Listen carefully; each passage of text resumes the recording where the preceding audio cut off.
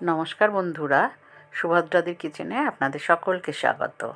আশা করি সকলে ভালো আছেন, সুস্থ আছেন। শীত চলছে, ডিসেম্বর মাস। বাজারে এই সময় হরেক রকম শাকের পসরা সাজিয়ে চাষি বউয়েরা শাক বিক্রি করে। তার মধ্যে পালং শাক, মূলো শাক, সর্ষে শাক, মেথি শাক আর এই এক ধরনের শাক আশা করি অনেকেই চেনেন, বেতো শাক। বেতো শাকও বিক্রি হয়। এই সব শাকগুলো যেগুলোর নাম বললাম মূলত কিন্তু এই শীতের কটা মাসেই ওঠে। বাকি সময়ে কিন্তু খুব একটা এদের দেখা মেলে না। তাই জন্য শীত থাকতে থাকতেই যতটা পারবেন এই ধরনের শাক খেয়ে নেওয়া ভালো। চলুন আজকে তারই একটা রেসিপি আপনাদের সঙ্গে শেয়ার করছি। শাকগুলো দেখেছেন কি সুন্দর টকটকে একদম সবুজ রং আর একদম সতেজ। বাজার থেকে 2 আঁটি শাক কিনে এনেছি, একদম গোড়া শুদ্ধ, গোড়াগুলো পরিষ্কার একদম। এবারে শাকটা কাটার পদ্ধতিটা একটু আপনাদের সঙ্গে শেয়ার করি। অনেকেই অনেকভাবে কাটেন, অনেকভাবে খান।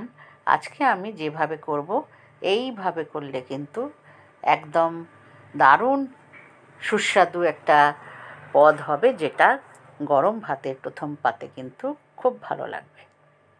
প্রথমে হাত দিয়ে একটা একটা করে শাকগুলোকে এই রকম কচি কচি ডাঁটা শুদ্ধ পাতাগুলোকে ছিঁড়ে নিতে হবে। যত দূর নখ দিয়ে ছেঁড়া যাবে তত দূরই করবেন। যদি সময় কম থাকে তাহলে কিছুটা বটি দিয়েও কুচিয়ে নিতে পারেন, তবে এই রকম ছিঁড়ে ছিঁড়ে করলে শাকগুলো বেশ ঝরঝরে থাকে। ভালো করে এইভাবে বেছে কেটে ধুয়ে জল ঝরিয়ে এবার কড়াই বসিয়ে দিলাম। কড়াইতে কিন্তু এখন তেল দেব না, শুধু শাক দিয়ে দেবো। 2 আঁটি শাক থেকে দেখুন কতটুকু হয়ে যাচ্ছে। বিশেষ করে এটা রান্না হওয়ার পরে তো আরও কমে যাবে। আর এতে কিন্তু আমি কোনো অন্য সবজি অ্যাড করব না, যার জন্য শুধু শাক ভাজা হবে। এই শাক ভাজা খেতে কিন্তু অপূর্ব লাগে। অন্যভাবেও করা যায়, মেথি শাকের সঙ্গে মিশিয়ে করা যায়, বা এই শাক এবং আলু বেগুন এইসব মিশিয়ে একটা পালং শাকের মতো রান্না করা যায়। আমার আগেই অন্যান্য বছরে এই রেসিপি দেওয়া রয়েছে। এই বছর আমি এটা অন্যভাবে করলাম। দিয়েছিলাম শাকটা দেওয়ার পরে আন্দাজ মতো নুন এবং 3-4টে কাঁচা লঙ্কা ভালো করে নেড়ে চেড়ে ঢাকা দিয়ে দিয়েছিলাম। তারপর জল বেরিয়েছিল প্রচুর, সেই জলগুলোকেও শুকিয়ে নিলাম, ফেলে দেবো না কিন্তু। এবার কড়াইয়ের মধ্যেই সামান্য ফাঁকা করে নিলাম শাকগুলোকে সাইড দিয়ে তুলে তুলে। এবার তার মধ্যে দিয়ে দিলাম জায়গা করে বেশ কিছুটা সর্ষের তেল, একটা শুকনো লঙ্কা ছিঁড়ে এবং কিছুটা কালো জিরে। শুকনো লঙ্কা এবং কালো জিরে একটু নাড়াচাড়া করে দিয়ে দিলাম পেঁয়াজ।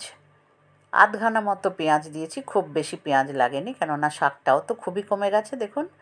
আর 7-8টা রসুনের কোয়া, রসুনের কোয়াটাকে থেতো করে নেব, সেটা এই একটু পরে দিলাম। আমার মা বলতেন রসুন কিন্তু পেঁয়াজের সঙ্গে দিলে রসুন আগেই পুড়ে যায়, তখন গন্ধটা উবে যায়, তেতো হয়ে যায়, খেতে ভালো লাগে না। সেই জন্য পেঁয়াজটা কিছুটা হয়ে যাওয়ার পরে তবে রসুন দেওয়া ভালো। এই শাকটা নিরামিষভাবেও খাওয়া যায়।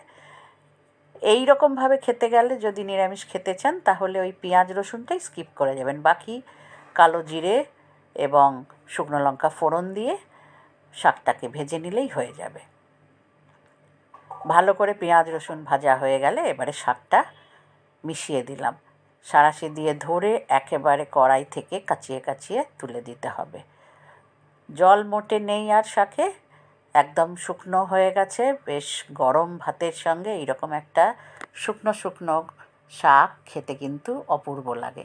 যেরকমভাবে আমরা নোটে শাক খাই বা অন্যান্য কিছু শাক, লাউ শাকও এইভাবে খাওয়া যায়, যেভাবে খাই কলমি শাক, সেই রকমভাবেই আজকে আমি আপনাদের সামনে এই রেসিপিটা করলাম।